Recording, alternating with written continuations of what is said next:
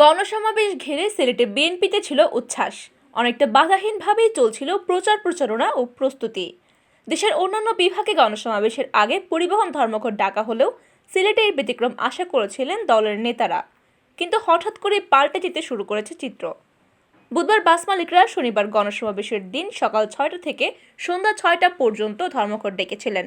তখনও অন্যান্য পরিবহন মালিক শ্রমিকরা ছিলেন ধর্মঘটের বিপক্ষে, কিন্তু বৃহস্পতিবার বিকেলে সভা করে সিলেট জেলা পরিবহন শ্রমিক ঐক্য পরিষদের পক্ষ থেকে সমাবেশের দিন সব ধরনের পরিবহন ধর্মঘটের ডাক দিয়েছেন। এছাড়া বৃহস্পতিবার নগরীতে কয়েকশো মোটরসাইকেল নিয়ে শোডাউন করেছে ছাত্রলীগ। সমাবেশস্থলের পাশে গিয়ে তারা ঘণ্টাখানেক অবস্থান করে সমাবেশ করেছেন। এছাড়া বিভাগের বিভিন্ন জেলায় বিএনপির প্রস্তুতি সভায় পুলিশের বাধা, হামলা, মামলা ও গ্রেফতারের ঘটনাও ঘটেছে। তাই শেষ মুহূর্তে এসে বিএনপির গণসমাবেশ ঘিরে উদ্বেগ উৎকণ্ঠা বেড়ে গেছে। আর পুলিশ বলছে, সমাবেশ ঘিরে কেউ কোনো ধরনের বিশৃঙ্খলা কিংবা নাশকতার চেষ্টা করলে তাদেরকে শক্ত হাতে দমন করবে। আগামী শনিবার বেলা 2টায় সিলেট সরকারি আলিয়া মাদ্রাসা মাঠে অনুষ্ঠিত হওয়ার কথা বিএনপির বিভাগীয় গণসমাবেশ। বৃহস্পতিবার সন্ধ্যায় সমাবেশস্থলে গিয়ে দেখা গেছে বিভিন্ন জেলা উপজেলার পক্ষ থেকে মাঠের চারপাশে ক্যাম্প তৈরি করা হয়েছে। বিভিন্ন স্থান থেকে নেতাকর্মীরাও সমাবেশস্থলে আসা শুরু করেছেন। তারা ক্যাম্পগুলোতে অবস্থান করছেন। রাতে দলের পক্ষ থেকে তাদেরকে খাবারের ব্যবস্থাও করা হয়েছে। সমাবেশের সুবিধার্থে শনিবার ভোরে ক্যাম্পগুলো অপসারণ করে পুরো মাঠ খালি করা হবে বলে জানিয়েছেন দলটির নেতাকর্মীরা। এদিকে বৃহস্পতিবার বিকেল 4টার দিকে নগরীতে মোটরসাইকেল শোডাউন করে ছাত্রলীগ। কয়েকশো মোটরসাইকেল নিয়ে তারা পুরো নগরীতে শোডাউন করেন। এক পর্যায়ে তারা বিএনপির সমাবেশস্থল সরকারি আলিয়া মাদ্রাসা মাঠের পার্শ্ববর্তী চৌহাট্টা মোড়ে অবস্থান নেয়। ঘণ্টাখানেক তারা সেখানে অবস্থান করে বিএনপির বিরোধী স্লোগান ও বক্তব্য দেয়। এ সময় চৌহাট্টা এলাকায় আতঙ্ক দেখা দেয়। পথচারী ও স্থানীয় ব্যবসায়ীরা অপ্রীতিকর ঘটনার আশঙ্কা করেন। অপ্রীতিকর ঘটনা রোধে পুলিশ চৌহাট্টা এলাকায় অবস্থান নেয়। পরে ছাত্রলীগ নেতাকর্মীরা সেখান থেকে জিন্দাবাজারের দিকে চলে আসেন। ছাত্রলীগের শোডাউনের সময় সমাবেশস্থলে অবস্থান করছিলেন বিএনপির স্থায়ী কমিটির সদস্য ডক্টর মঈন খান, কেন্দ্রীয় সাংগঠনিক সম্পাদক সাখাওয়াত হোসেন জীবন, সাংগঠনিক সম্পাদক কলিমুদ্দিন মিলন, চেয়ারপারসনের উপদেষ্টা খন্দকার আব্দুল মুক্তাদির, ডক্টর এনামুল হক, তাহসিনা রুশদির লুনা ও কেন্দ্রীয় নির্বাহী সদস্য সিটি মেয়র আরিফুল হক চৌধুরী সহ প্রায় 1 ডজন নেতাসহ স্থানীয় বিপুল সংখ্যক নেতাকর্মী। ওই সময় উভয় পক্ষে মুখোমুখি হওয়ার আশঙ্কা দেখা দেয়, তবে শেষ পর্যন্ত কোনো অপ্রীতিকর ঘটনা ঘটেনি।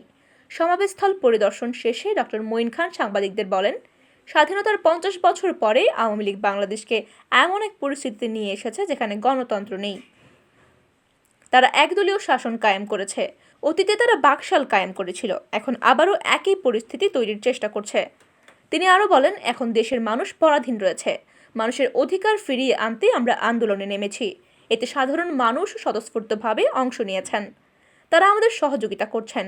আমরা বিশ্বাস করি এবার আওয়ামী দুঃশাসনের পরিসমাপ্তি হবে।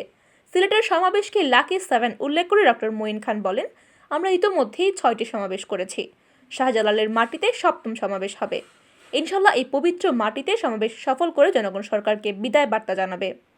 সমাবেশের দিন চলবে না কোনো ধরনের যানবাহন।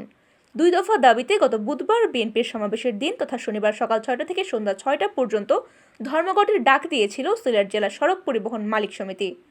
2 দফা দাবিতে ওই দিন সিলেট জেলায় কোনো ধরনের বাস চলাচল করবে না বলে জানিয়েছিলেন পরিবহন মালিকরা। তাদের দাবির মধ্যে ছিল নতুন করে সিএনজি অটোরিকশা রেজিস্ট্রেশন না দেওয়া এবং অটোরিকশায় 3 জনের বেশি যাত্রী বহন না করা ও চালকের আসনের পাশে গ্রিল সংযোজন। তবে বাস ব্যতীত অন্য সব পরিবহনের মালিক শ্রমিকরা ওই দিন ধর্মঘটের বিপক্ষে ছিলেন। কিন্তু বৃহস্পতিবার বিকেলে সিলেট জেলা পরিবহন শ্রমিক ঐক্য পরিষদ 4 দফা দাবিতে শনিবার সকাল 6টা থেকে সন্ধ্যা 6টা পর্যন্ত ধর্মঘটের ডাক দেন। তাদের দাবির মধ্যে রয়েছে সিলেটের সকল পাথর কোয়ারি খুলে দেওয়া, লামাকাজি ও শ্যাওলা সেতুতে টোল আদায় বন্ধ, নতুন সিএনজি অটোরিকশা রেজিস্ট্রেশন প্রদান এবং মহাসড়কে টমটম নসিমন চলাচল বন্ধ করা। 2 দফায় শ্রমিক ও মালিকদের ধর্মঘটের ফলে বিএনপির গণসমাবেশের দিন সব ধরনের যান চলাচল অনিশ্চিত হয়ে পড়েছে। এছাড়া বিএনপির গণসমাবেশ সফলে প্রস্তুতি সভা, সমাবেশ ও প্রচারকালে বিভাগের হবিগঞ্জ ও মৌলভীবাজারে পুলিশের সাথে দলের নেতাকর্মীদের সংঘর্ষের ঘটনা ঘটেছে। গ্রেফতারও হয়েছেন কয়েকজন।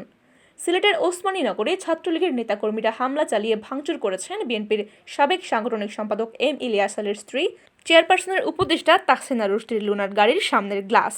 এছাড়া ওসমানীনগরে ছাত্রদল নেতাকর্মীদের বিরুদ্ধে থানায় মামলা ও গ্রেফতারের ঘটনাও ঘটেছে। ফলে সমাবেশের আগে আরও ধরপাকড়ের আশঙ্কা করছেন নেতাকর্মীরা। তবে এই পরিস্থিতিতেও খুব বেশি শঙ্কিত নন সিলেট জেলা ও মহানগর বিএনপির শীর্ষ নেতারা। পরিবহন ধর্মঘট, মামলা, হামলা ও ধরপাকড়কে তারা সংশ্লিষ্টদের রুটিন ওয়ার্ক হিসেবেই দেখছেন। সকল বাধা বিপত্তি উপেক্ষা করে সমাবেশের দিন সিলেট নগরী জনসমুদ্রে পরিণত হবে বলে আশাবাদী তারা। এ প্রসঙ্গে সিলেট বিএনপির সভাপতি আব্দুল কাইয়ুম চৌধুরী বলেন, চট্টগ্রামে জনসমাবেশ ডাকার পর জনস্রোত আটকাতে পরিবহন ধর্মঘটের ডাক দেওয়া হয়েছিল। এরপর থেকে দেশের যেখানেই সমাবেশ ডাকা হয়েছে সেখানে একইভাবে ধর্মঘট আহ্বান করা হয়েছে, কিন্তু কোনো কিছুতেই মানুষকে আটকে রাখা যায়নি। সিলেটেও পরিবহন ধর্মঘট মহাসমাবেশে কোনো নেতিবাচক প্রভাব ফেলবে না। নেতাকর্মী ও সাধারণ মানুষ বিকল্প পন্থায় যেভাবে পারে কষ্ট করে হলেও সমাবেশে আসবে। তিনি বলেন, বৃহস্পতিবার থেকে সিলেট বিভাগের বিভিন্ন স্থানে নেতাকর্মীরা সমাবেশস্থলে আসা শুরু করেছেন। তারা সমাবেশস্থলে তৈরি করা ক্যাম্পে অবস্থান করছেন, সেখানেই তারা রাত্রি যাপন করবেন।